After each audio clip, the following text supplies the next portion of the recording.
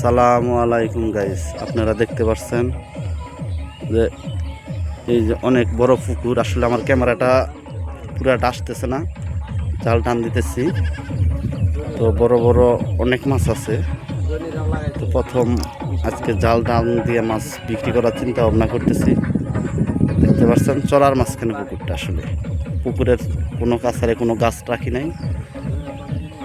যদি গাছ রাখি অনেকে বলে মাছ নাকি অতি দ্রুত বৃদ্ধি পায় না, তো সেই জন্য আমরা আসলে ওইভাবে গাছ রাখি না, গাছ লাগানোর চিন্তা ভাবনা করতেছি না। এখন সামনে আসলে আমরা এটাতে পাঙাশের চাষ দেওয়ার চিন্তা ভাবনা আছে। সেই জন্য এখন যত জংলা মাছ যাকে বলি আমরা, যে অনাবাদি মাছ এগুলো আছে, এগুলো মেরে ফেলতেছি। আসলে পাঙাশ দেওয়ার আমাদের প্ল্যান, তো দোয়া করবেন আমাদের জন্য।